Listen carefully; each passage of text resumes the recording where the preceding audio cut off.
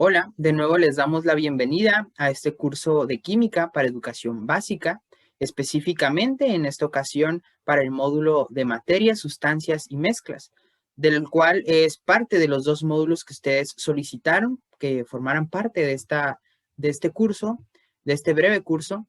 Y de nuevo les agradecemos su interés por participar, por seguirse preparando. De igual forma al Consejo Sudcaliforniano de Ciencia y Tecnología por promover y diseñar estos cursos específicamente para el programa de ciencia virtual. Y al igual que el módulo anterior y el módulo de experimentos recreativos, será impartido por mi compañera, la maestra en ciencias Verónica Sánchez y su servidor Kevin Guerra. Muy bien, vamos a hablar en una primera instancia del temario, el cual, o el contenido temático, lo cual se va a abordar en el desarrollo de este módulo. Específicamente son 5 subtemas los que se van a estar abordando. El primero de ellos será la materia y sus propiedades. También se va a hablar de los materiales. En un segundo subtema, la clasificación de estos materiales y los subclasificaciones que se pudieran generar a partir específicamente de los sistemas homogéneos, los sistemas heterogéneos y también se van a hablar de los sistemas coloidales. Finalmente, en un quinto subtema y último, se va a hablar acerca de los métodos de separación de mezclas. No los incluimos en el temario que se va a abordar, pero será parte también o contenido que nosotros les estamos proponiendo, dos dinámicas que pudieran aplicar con los diferentes niveles educativos que ustedes imparten. Recordando que este curso intentamos diseñarlo, digamos, de manera intermedia, recordando que pueden haber docentes que forman parte de educación básica de primaria o docentes que forman parte de educación básica de secundaria. Muy bien, entonces vamos a comenzar con el primer tema, el cual se titula La materia y sus propiedades. En este primer tema, y seguramente como seguiremos abordando, tendremos que definir qué entendemos por materia, porque es la parte fundamental para poder llegar a entender hasta las mezclas, ¿verdad? Entonces, nosotros podemos definir, y se define comúnmente, a la materia como todo aquello que ocupa un lugar en el espacio, quiere decir que tienen un volumen, y además está, o tiene una masa, ¿no? Está conformado por una masa. Todo esto va a tener ciertas propiedades físicas y químicas, lo cual se debe a lo que lo conforma, que pueden ser los diferentes átomos de los elementos o compuestos que van a estar formando a esta materia, ¿verdad? Y en su conjunto, su interacción va a darle esas propiedades físicas y químicas, las cuales van a tener un papel fundamental específicamente en el tema que vamos a estar abordando, ¿verdad? En el tema de mezclas. Muy bien, ya hablamos de la materia, entonces podemos hablar de también los estados de agregación, que es parte de esas propiedades que tiene la materia. Estos estados de agregación, comúnmente nosotros los vemos en los libros de texto, en los ejemplos, y el ejemplo más común o el ejemplo universal que utilizamos con nuestros estudiantes es el agua, ¿no? Que podemos ver los 3 estados de agregación del agua. Recordemos pues que existen otros estados de agregación como el plasma, ¿no? Pero en este caso no vamos a abordarlo, nada más vamos a hablar de sólidos, líquidos y gases. El ejemplo, como les mencionaba, en el caso del agua, en un estado sólido tenemos en forma de hielo. En el caso de su estado de agregación de forma líquida, tenemos el agua que bebemos. Y en forma gaseosa tenemos, por ejemplo, el vapor, ¿no? Cuando podemos hervir una olla con agua, o las nubes forman parte de eso, ¿no? El estado gaseoso del agua. ¿Qué diferencias y qué características van a tener? Pues cada uno de estos estados les va a proporcionar ciertas propiedades. Propiedades, por ejemplo, la interacción que pueden tener las moléculas que los conforman. Por ejemplo, en el caso de las moléculas de agua, vamos a ver que están más estrechas o estrechamente relacionadas en comparación, por ejemplo, a los gases, ¿no? Donde se encuentran mucho más dispersas o incluso, pues no se ve una interacción, digamos, aparente, ¿no? En comparación, por ejemplo, con este estado de agregación de un sólido. También, y un ejemplo que también se da comúnmente es la capacidad de adaptarse, por ejemplo, al a los recipientes donde se encuentran, por ejemplo, los gases y los líquidos, y que tienen una o pueden tener una forma propia en el caso de los sólidos. ¿Sí? Entonces, hay que recordar esto. Este es el ejemplo que se da. Aquí les proponemos, ustedes pudieran solicitar a sus alumnos ejemplos, diferentes ejemplos. Por ejemplo, algo que se esté utilizando en la vida cotidiana, además del agua, obviamente, pero ejemplos que pudieran tener a la vista o incluso les pudieran mostrar en el caso de que llevaran a cabo clases virtuales. Ejemplos como pudiéramos mencionar, en el caso de un balón, una pelota, que es parte de la materia en estado sólido, líquido como el agua que ya mencionábamos, una bebida gaseosa. También tenemos los gases, por ejemplo, el gas que se encuentra o utilizamos en nuestras estufas para llevar a cabo la combustión y poder cocinar nuestros alimentos. Entonces son ejemplos que ustedes les pudieran solicitar a sus estudiantes y que también serían interesantes como un ejercicio, ¿no? Específicamente, por ejemplo, en el caso de los estudiantes de niveles inferiores, en el caso de primaria, de primero, segundo, tercer año, ¿no? Que pudiéramos explicarle y ellos observarlo. Estas propiedades y características que he mencionado, pues le brinda esas propiedades físicas y químicas, que a su vez, digamos que esos materiales o los sistemas materiales podemos dividir esas propiedades que se dan en conjunto como propiedades intensivas y propiedades extensivas. En el caso de las propiedades intensivas, vamos a hablar que son independientes de la cantidad de materia, ¿sí? Entonces, de esos materiales, estas propiedades vamos a verlas como independientes de la materia. ¿Cómo podemos visualizarlo? En el caso, aquí les menciono algunos ejemplos, por ejemplo, el color, que es completamente independiente de la materia. Creo que es el más sencillo que pudiéramos, digamos, ubicar. Nosotros vemos rosas azules, rosas rojas, y van a ser completamente independientes de la materia, ¿no? Por ejemplo, vemos rosas más grandes o más pequeñas, pero eso no va a influir en la coloración que nosotros podemos percibir. También tenemos, por ejemplo, la temperatura de ebullición, la temperatura del propio material o la dureza que va a tener el mismo. Por otro lado, tenemos también las propiedades extensivas, las cuales sí van a depender de la cantidad de la materia. Ejemplo de ellos, también les propongo 4 ejemplos. Digamos los que son tal vez un poco más complejos, dependiendo la forma en que lo vean, son el volumen, el tamaño y la longitud. Claro que existen otros tipos de propiedades que pudieran ejemplificar, pero por lo menos para mí sí es, digamos, más complejo, ¿no? Visualizar que la materia depende o que estas propiedades van a depender de la materia, ¿no? A menos que lo visualicemos como pues digamos, la cantidad de materia, pues es la cantidad de espacio que va a poder ocupar, ¿no? En el caso del volumen. Para mí es sencillo visualizarlo, por ejemplo, en el peso, porque parte de la fórmula para calcular el peso, pues es necesario conocer la masa y pues, la gravedad, ¿no? Donde se encuentran. Entonces, por eso es lo que les digo, para mí es más sencillo ubicarlo cuando esa propiedad se ve reflejada o para poder calcularla es necesario el uso de la masa. Pero una vez que lo visualizamos de la manera que yo les comento, pues digamos, pudiera ser más sencillo de interpretar por sus estudiantes o pudieran ejemplificarlo con otros relacionados específicamente en sus fórmulas, ¿no? O incluso mencionar las fórmulas.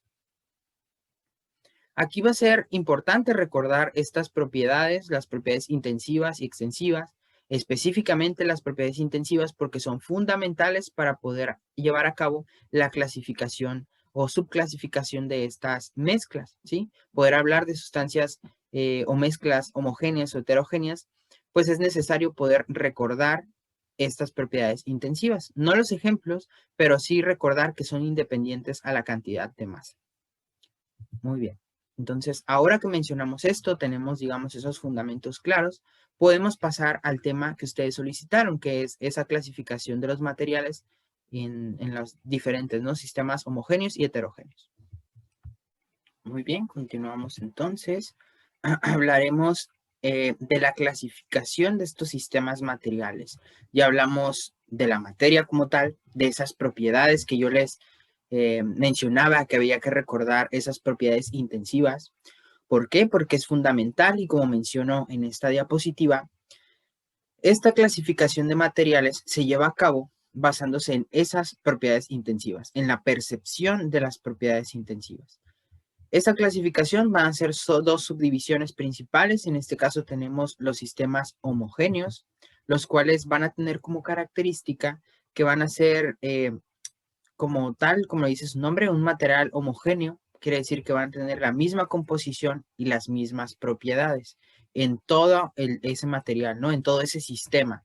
No vamos a encontrar diferentes fases, no vamos a tener diferentes propiedades en diferentes puntos. Se habla de un mismo material con esas mismas propiedades. Entonces, eso es fundamental para poder, digamos, entender esta subdivisión y creo que es bastante sencillo. Sencillo si lo comparamos, por ejemplo, con estos sistemas heterogéneos, los cuales van a presentar diferentes propiedades específicamente intensivas, como hemos mencionado, y van a ser encontradas en por lo menos 2 puntos de esa masa, de ese material, ¿no? Que vamos a estar evaluando y clasificando. Podemos encontrar en estos 2 puntos, digamos, tal vez 2 fases, ¿sí? Podemos encontrar estas fases o estas sistemas no solamente compuestos por diferentes sustancias, pueden ser el mismo compuesto, por ejemplo, H2O, el agua, puede generar un sistema heterogéneo, así como un sistema homogéneo. Por ejemplo, en un sistema heterogéneo vamos a tener 2 estados de agregación, un vaso con agua y hielo.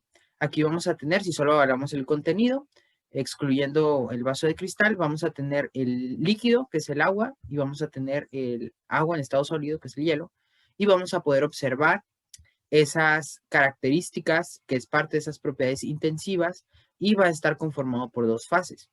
Si dejamos transcurrir el tiempo, digamos a una temperatura superior, nos vamos a dar cuenta que con ese transcurso del tiempo y con ayuda de la temperatura, ese sistema va a pasar de manera progresiva a ser un sistema homogéneo, porque el contenido va a ser el mismo, ¿no? Vamos a tener esas moléculas de agua que van a estar contenidas por este vaso de cristal, pero solo vamos a tener una fase que va a presentar las mismas propiedades intensivas en todos los puntos que se pudieran evaluar.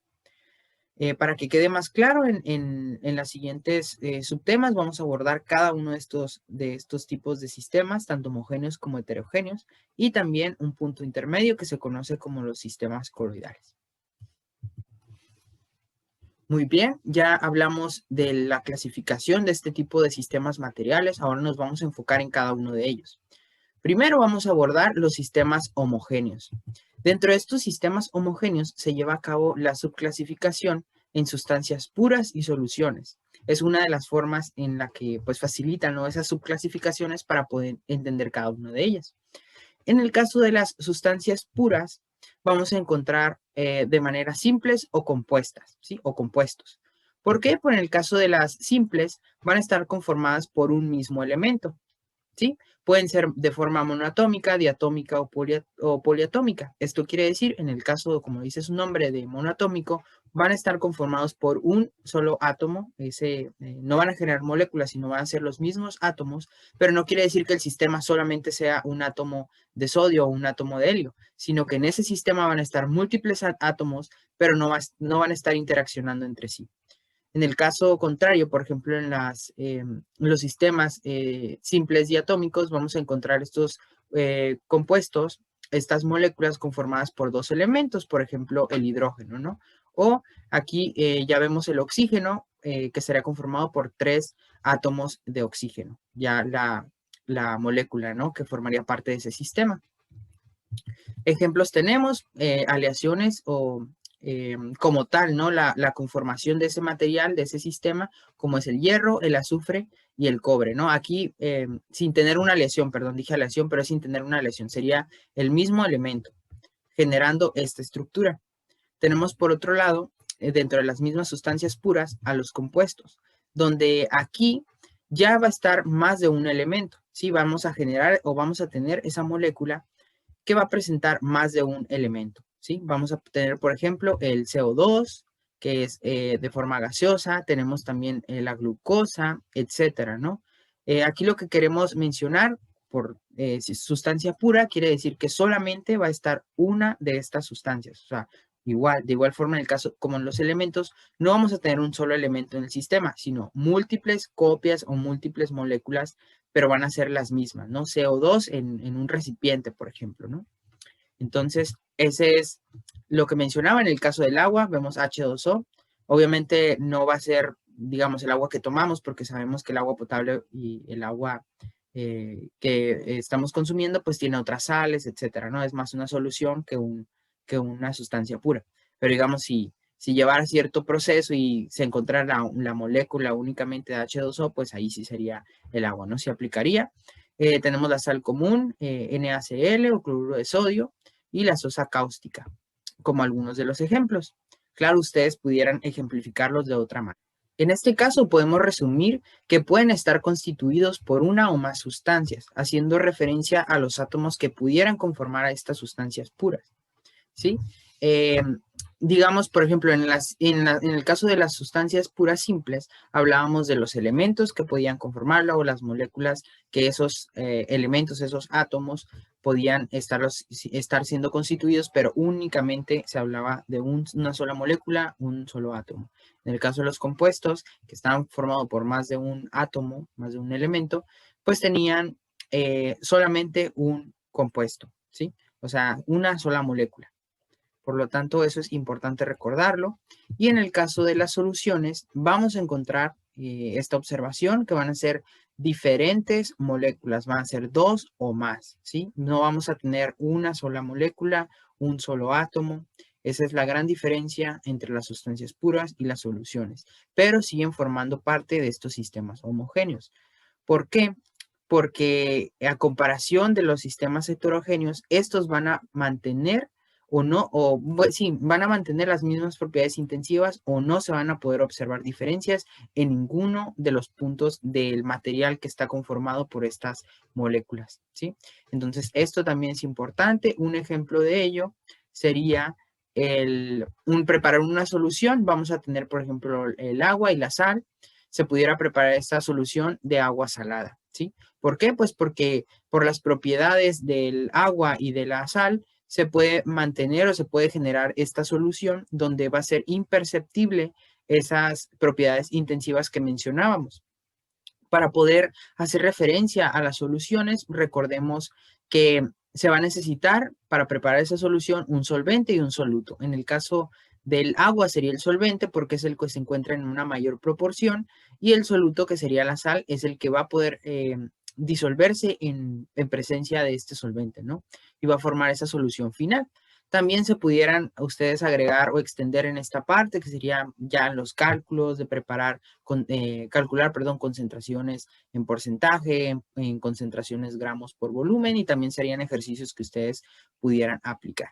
Pero aquí nada más es importante mencionarlos nosotros y como les mencionaba, en un punto medio, solo hacer referencia a las soluciones, requieren un solvente, un soluto, y va a ser imperceptible esa posible caracterización de más de diferentes propiedades intensivas en los diferentes puntos que pudiera tener este sistema, ¿sí? Entonces se van a mantener. Ese es, digamos, el contraste que vamos a encontrar ya que hablemos de los sistemas heterogéneos.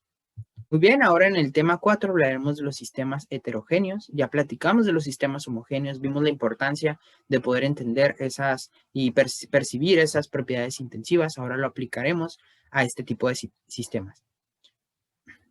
Muy bien, ahora en este tema, muy bien, ahora en este cuarto tema, muy bien, en este tema 4 hablaremos de los sistemas heterogéneos. Ya hablamos de los sistemas homogéneos y de la importancia de poder percibir esas propiedades intensivas.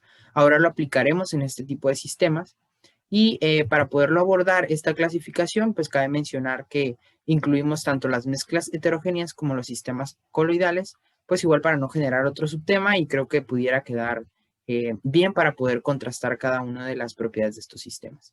Les coloco este recordatorio de que estos, como los sistemas homogéneos, pues para poderlos clasificar es importante recordar que estamos haciéndolo en función a sus propiedades intensivas. Dicho esto, pues podemos hablar ahora sí de las mezclas heterogéneas. Son específicamente aquella materia o aquel material que está constituido por dos o más sustancias, donde las propiedades se van a conservar y van a ser susceptibles a separación física. ¿Qué quiere decir esto? Que, por ejemplo, en un solo material podemos tener o identificar tal vez dos fases, o en dos puntos de ese material vamos a ver que se mantienen las propiedades de cada una de las sustancias que los puede contener. Pueden ser dos o más, como menciona el concepto que les planteo. Y en este caso de las separaciones físicas, vamos a verlo en los ejemplos de los tipos o formas de separar este tipo de mezclas. En este caso, y creo que es bastante sencillo identificarlo cuando los separamos dependiendo su estado de agregación. En este caso vamos a tener como ejemplo, cuando tenemos sistemas que son sólido-sólido, por ejemplo, una ensalada, tenemos la lechuga, el tomate, pues todas estas son, digamos, sustancias que están en un estado sólido, ¿no? Van a conformar este material, digamos, este sistema que sería la ensalada, y a final de cuentas, pues es un sistema heterogéneo, ¿no? Podemos ver las propiedades intensivas en cada uno de sus componentes. De la misma forma, tenemos el azufre con limadura de hierro, tienen diferentes características que nosotros podemos percibir. También el chocolate con pasas, ¿no? Nosotros lo cortamos y podemos ver en su interior un tipo de materia, un tipo de sustancia que va a tener ciertas propiedades en comparación al chocolate que se encuentra en la superficie. Por otro lado, tenemos estos sistemas donde va a haber interacción de un gas con un sólido. Por ejemplo, tenemos el oxígeno y la harina. Cuando se levanta, ¿no? Cuando hacemos, digamos, un movimiento esta harina se queda suspendida. También tenemos el polvo en el aire, que se mantiene también suspendido, digamos, por un cierto determinado tiempo. Y el aire con hollín que tenemos, desgraciadamente, en la ciudad de La Paz. También tenemos vemos, ¿no? Esos picos que salen de las centrales de combustión interna principalmente, ¿no? Por otro lado, también tenemos otro tipo de mezclas heterogéneas o de sistemas heterogéneos. Por ejemplo, líquido-líquido tendríamos el agua con el aceite, o líquido sólido donde tenemos el agua con la arena y también el agua con la gasolina, ¿verdad? Tenemos aquí lo que se intenta comparar es con el agua, ¿no? Tenemos en este caso y podemos verlas ahora sí que por las distintas propiedades que pudieran tener. Y aprovechando esas mismas propiedades es cuando se aplican esos métodos de separación que próximamente en el siguiente tema vamos a estar viendo.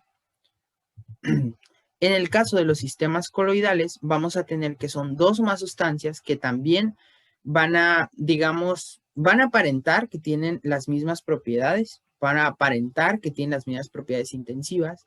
Sin embargo, a diferencia de los sistemas heterogéneos, estos a una escala microscópica o ultramicroscópica se va a poder percibir que no es así, que las propiedades intensivas van a ser diferentes y que van a tener más de una sustancia o más de un componente, ¿no? Esto recordando que en el caso de los sistemas homogéneos van a presentar las mismas propiedades intensivas, pero tendría que ser a una escala incluso ultramicroscópica. En el caso de los sistemas heterogéneos y coloidales, esa es la diferencia, ¿no? Aquí tenemos, por ejemplo, partículas más grandes y aquí partículas más chicas que no se pudieran percibir incluso al ojo humano, ¿no? Entonces, un ejemplo sería la sangre, que nosotros pudiéramos verlo como digamos, una sustancia, un sistema homogéneo. Sin embargo, cuando aplicamos esa escala ultra o microscópica, podemos ver que esas propiedades intensivas en diferentes puntos van a ser pues completamente diferentes, ¿no? Dentro de estos sistemas se van a clasificar en 8 tipos de sistemas coloidales, los cuales se conocen como soles o geles, emulsiones, espumas, aerosoles líquidos, aerosoles sólidos, emulsiones, etcétera, ¿no? Todo eso va o esa subclasificación que se da en estas diferentes clases serían dependiendo el estado de agregación de cada uno de los componentes. Tenemos un medio dispersante y una sustancia que se dispersa, ¿no? Al igual que el solvente y el soluto, tendríamos el que se encuentra en mayor proporción y en menor proporción, ¿no?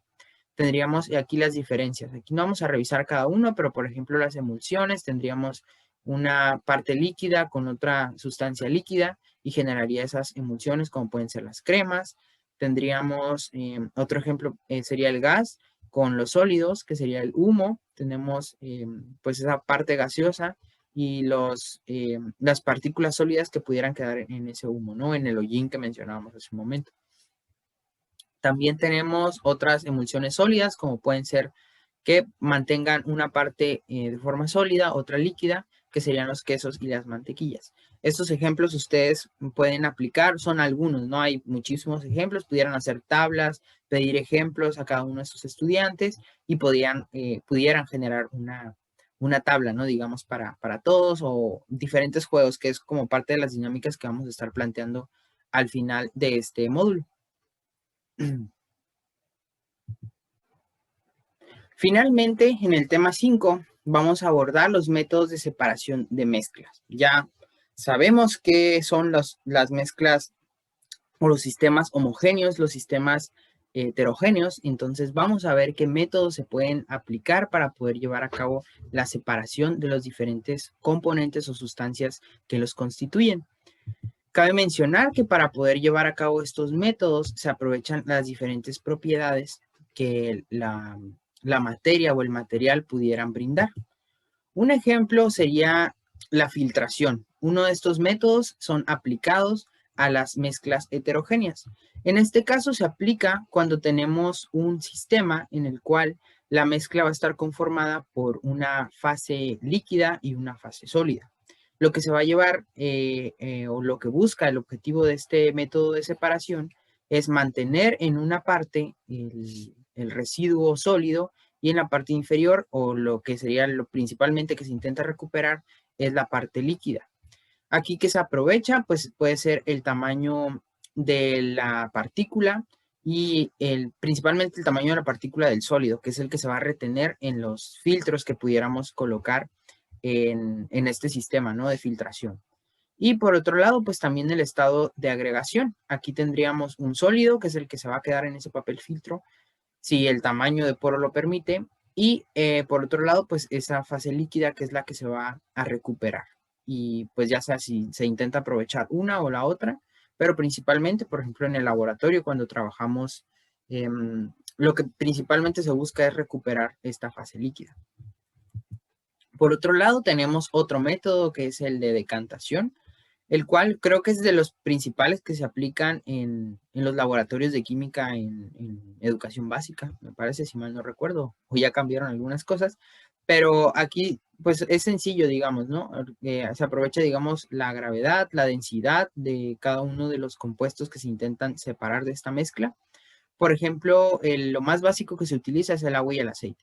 Cuando lo colocamos en un embudo de separación, aquí vamos a observar cómo pues se van a generar esas dos capas. Vamos a poder percibir esas propiedades intensivas, vamos a poder ver estas dos fases. En la primera fase, por ser más denso, vamos a tener el agua en la parte inferior y en la parte superior, en este caso, pues el aceite, ¿no? Lo que vamos a hacer es básicamente separarlo de manera mecánica, ahora sí que dejando pasar una de las sustancias y cortando el flujo de este sistema con este embudo de separación.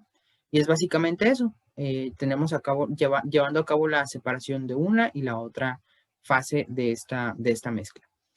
Aquí pues sí se tienen algunas pérdidas, ¿no? Digamos, la dificultad que pudiéramos tener entre poder separar una fase de la otra sería en ese punto intermedio, que es la pérdida más común. Aquí se pueden recuperar una o ambas fases y pudieran ser aplicadas de diferente manera. Por ejemplo, la extracción de algunos metabolitos secundarios. Aquí ya suena más complejo, ¿no? Pero les quiero dar un ejemplo de cómo se aplica. Es si utilizas un solvente, una parte que es polar y no polar, pudieras tener esas dos fases, una se aprovecha y puedes llevar a cabo otros procesos para poderlos obtener. Por otro lado, y una creo que es bastante sencilla de entender, es la separación magnética. En este caso tenemos dos sólidos y también se pudiera aplicar con un líquido y un sólido. Tenemos uno que aprovechamos las propiedades magnéticas. Colocamos un imán y se va a adherir a él la sustancia o la materia o el material que va a tener esa capacidad de poderse adherir a este imán, ¿no? Por ejemplo, el hierro y la harina. Si hiciéramos esta mezcla heterogénea, pues el hierro que tiene digamos, esas propiedades magnéticas van a poderse unir a ese imán y la harina pues va a quedar separada. Vamos a llevar ese proceso de separación, vamos a tener esa parte sin esa propiedad magnética. Otro método de separación de mezclas heterogéneas es el tamizado. Aquí lo que se aprovecha es el tamaño de las partículas que lo conforman y la separación se lleva a cabo cuando las fases de esta mezcla son, o sea, ambas fases o las fases que pueda tener se encuentran en un estado de agregación como un sólido. Es únicamente aplicado de esta manera. Una forma sencilla que podemos verlo es cuando llevan a cabo el proceso de tamizado de la grava, cuando van a llevar a cabo construcciones de algunas casas o donde se necesite llevar a cabo ese tamizado, o también cuando nosotros preparamos, por ejemplo, un pastel y tenemos que hacer el tamizado de la harina, ¿no? Que yo me di cuenta, no sé si lo han realizado, si hacen un tamizado de la harina, por ejemplo, de hot cakes, que es comercial, pueden ver una gran cantidad de azúcar que se mantiene y se retiene en esos tamices que son pues los que se tienen en la cocina, ¿no? Y pues podemos ver, ¿no?, la cantidad de azúcar que forma parte de esa mezcla heterogénea de la harina de los hotcakes. Por otro lado, tenemos otro método de separación, la cual es la centrifugación. Pues tal vez algunos de ustedes no la conozcan. Se utiliza, por ejemplo, en laboratorios clínicos. Ahí pueden colocar las muestras, ya sea sanguíneas, etcétera. Y aquí lo que pueden llevar a cabo es la separación, por ejemplo, de células o diferentes fases de lo que de esa mezcla que se intenta separar, ¿no? Por ejemplo, la sangre. Aquí se aprovecha, digamos, la fuerza que se puede generar a partir de estos equipos que son las centrífugas y pues de esta manera se lleva a cabo la precipitación de esos componentes que pudieran estar formando parte de esa mezcla heterogénea. Finalmente tenemos los métodos de separación de las mezclas homogéneas. Tenemos aquí en un caso sería la destilación simple, tenemos un destilador donde lo que se intenta llevar a cabo, por ejemplo, si tenemos una solución de, no sé, agua con sal o algo así, que pues sea una mezcla homogénea, vamos a tener que aprovechando el punto de ebullición, podemos separar estas diferentes compuestos de esta mezcla. Y pues aquí nada más se aprovecha, como les digo, el punto de ebullición, se utiliza un condensador y podemos recuperar las diferentes o generar diferentes fases para poder llevar a cabo el proceso de separación. Por otro lado, tenemos la evaporación. Este otro proceso se hizo, de hecho, tendencia en redes sociales, y creo que sería interesante que también lo pudieran aplicar con sus estudiantes, que sería poner a hervir, digamos, cierto volumen de Coca-Cola y se daban cuenta la cantidad de azúcar que se quedaba al fondo del recipiente. Ahí podemos también aprovechar para concientizar a nuestros alumnos y a nosotros también de lo que estamos consumiendo, la cantidad de azúcar que pudieran tener este tipo de bebidas gasificadas. Y en lo que se lleva a cabo es lo mismo, se aprovecha este punto de ebullición, esta temperatura de ebullición y se coloca en calor, se lleva a cabo un proceso de evaporación del líquido, en este caso, por ejemplo, agua con azúcar, se evapora todo el agua y al final, como un residuo, se va a quedar el azúcar, que es lo que les digo que es el experimento que hacen con la Coca-Cola. Evaporan todo el agua y lo que retienen sería el azúcar, que se carboniza, pero al final de cuentas, pues sirve, ¿no?, de manera visual para poder concientizar en la cantidad de azúcar que estamos consumiendo. Por otro lado, y que vamos a ver en el módulo, perdón, de experimentos recreativos, el caso del método de cromatografía. Este método les va a permitir dividir o separar los diferentes compuestos que van a tener o que van a formar cierta mezcla homogénea. Aquí vamos a utilizar un solvente y vamos a utilizar una matriz que va a permitir que se desplacen los diferentes compuestos de diferente medida dependiendo de la afinidad que tengan a ese solvente, ¿sí? A esto se le llama, en el caso del solvente, fase móvil y fase fija en el caso de lo que se está aplicando donde se coloque la muestra, que pudiera ser, en el caso del experimento que vamos a mencionar, es una hoja de celulosa y el solvente que se utiliza es el alcohol. Colocas tu muestra y se va a llevar a cabo este proceso de separación. Como les digo, el fundamento va a ser o es la afinidad que pueden tener este solvente.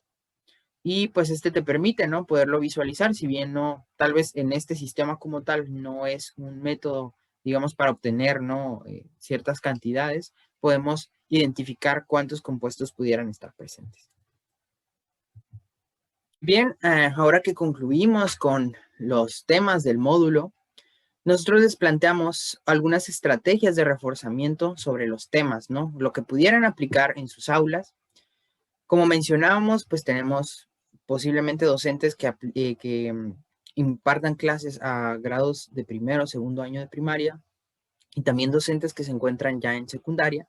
Entonces, planteamos dos estrategias. Una que pudiera ser para los alumnos ya de grados más avanzados, de edades mayores, que sería el primer caso, y en un segundo caso, pues los primeros grados de primaria. Claro, ustedes van a tener que adaptarlo a sus necesidades. Nosotros les estamos dando estas plantillas como molde, van a estar como parte de esos recursos adicionales a los que ustedes pueden acceder. Y si tienen alguna duda de cómo manejarlo, pues ahí nos podrían mandar un correo y poder pues, ponernos en contacto con ustedes, ¿no? Y poderlos ayudar. Pero es bastante sencillo. Entonces, vamos a ver la primera cámara para que lo puedan visualizar mejor. En este caso, esta dinámica es como un concurso de preguntas, ¿no? Normalmente nosotros aplicamos algunos cuestionarios, algunas preguntas para reforzar eso que ya les impartimos a los estudiantes. Sin embargo, pues aquí podemos manejarlo como un día de juegos, intentar motivarlos de esta manera. Y pues sería básicamente aplicaríamos lo mismo, estaríamos realizando las preguntas, pero previamente les podríamos decir que estudien para tener algún tipo de participación, no lo sé. Ahora sí que ustedes, como les menciono, lo van a adaptar a sus necesidades. ¿Cómo se manejan estas diapositivas? Ustedes tienen este botón. Aquí en este botón se va a elegir de manera aleatoria, va a aparecer este círculo que se va a posicionar de manera aleatoria sobre uno de estos cuadritos. Estos cuadros van a contener una pregunta, ¿sí? Podemos darle clic, se coloca sobre la 6, ustedes elegirían el cuadrito número 6 y los llevaría a la pregunta que a esa sería la pregunta específica para ese número. Aquí yo modifiqué las preguntas nada más para los cuadros 1, 2 y 3. Los demás son moldes que ustedes van a poder cambiar. De igual forma, el 1, 2 y 3 lo van a poder cambiar, si no, aquí le voy a dar clic para poderlo ejemplificar. Si nos vamos al número 1, nos llevaría a una pregunta. Sería, ¿es una propiedad intensiva? Más que una pregunta sería de relación, ¿no? Tendríamos, por ejemplo, el sabor, el volumen, el peso y la fuerza. Recordando lo que vimos en los módulos, las propiedades intensivas estaban relacionadas a la masa de esos sistemas materiales, ¿verdad? Entonces, pues, ¿cuál sería la opción? Sabemos que el sabor sería la opción correcta, pero tenemos pues tres opciones, perdón, las cuales serían incorrectas. Vamos a darle a una de las opciones incorrectas para ver qué es lo que sucede. Si seleccionamos peso, una opción incorrecta, va a decir sigan participando. Ustedes le darían clic donde dice intentar de nuevo y los va a regresar a la pregunta eliminando esa opción ya seleccionada. Pudieran preguntar al mismo estudiante o otro estudiante hasta que seleccione la opción correcta, los va a llevar a esta pantalla que dice excelente, está correcta, irían al menú de pregunta 1, ¿verdad? Ya no podríamos acceder, iríamos a la pregunta 2 como otro ejemplo, es una propiedad extensiva, tenemos longitud, color, temperatura, olor, ¿verdad? En este caso, nos iremos a la respuesta correcta, en este caso la longitud, le damos clic y aparece la pantalla, ¿no? Una respuesta correcta, podemos realizar el mismo procedimiento, vamos a... Muy bien, ahora les voy a enseñar cómo editar cada una de estas preguntas. Para esto vamos a salir de compartir pantalla. Muy bien, salimos de la opción de compartir pantalla, aquí están cada una de los recuadros. En esta parte ustedes no modificarían nada. La parte que sería modificable sería la parte de las preguntas. Estaba la 1, el número 1, estaba el número 2, el 3 y a partir del 4 era un molde como les mencionaba. Ustedes aquí podrían rellenar la pregunta que ustedes quisieran plantear. Esta era la respuesta correcta. y estas los va a llevar a la pantalla de respuesta incorrecta, ¿sí? Entonces, esto lo van a modificar, la que es correcta, pues la que va a corresponder a la pregunta que ustedes van a estar planteando, y la incorrecta, pues las que digan incorrectas solamente va a ser un relleno. Y sería el mismo caso para todas, ¿no? Como les mencionaba, de la 4 a la 20 son un molde para que ustedes lo puedan rellenar. Aquí va a ir la pregunta y las respuestas correspondientes y los rellenos, ¿verdad? Entonces, pues es bastante sencilla. La pudieran aplicar y creo que les pudiera dar muy buenos resultados. Esto, pues habrá que considerarse, ¿no? El acceso a esos recursos digitales. Bueno, muy bien. Ahora pasaremos a la segunda dinámica. Esta segunda estrategia que les estamos planteando sería aplicable a los grupos de menor edad, ¿no? Que serían los primeros, tal vez los primeros años de primaria. El anterior ya vimos que es, digamos, un poquito más complejo, pero se puede manejar, ¿no? Para las preguntas que sean acorde a las edades. En este caso es un poco más llamativo, es un juego de memoria. Este juego de memoria es igual interactivo, es un juego de memoria similar al que jugamos en casa, juego de mesa. La idea es buscar el par de lo que se encuentra detrás de estas tapas con números. La idea es que interaccionando con sus estudiantes les den la oportunidad de elegir uno de ellos. Por ejemplo, si voltearan el número 2 y dijera propiedad extensiva, tendría que buscar el par. Pero para darle la oportunidad de buscar, lo que les planteamos es pues que preguntarles, ¿no? Dime una propiedad extensiva, ¿qué estarías buscando? Si su alumno les da la respuesta correcta, entonces le darían la oportunidad de voltear otra carta, ¿sí? Por ejemplo, buscaríamos otra en el caso del 4. Vemos esto pues no es una propiedad extensiva, ¿verdad? Recordando que esas propiedades extensivas estaban relacionadas a la masa de ese sistema de mezclas o ese sistema de material.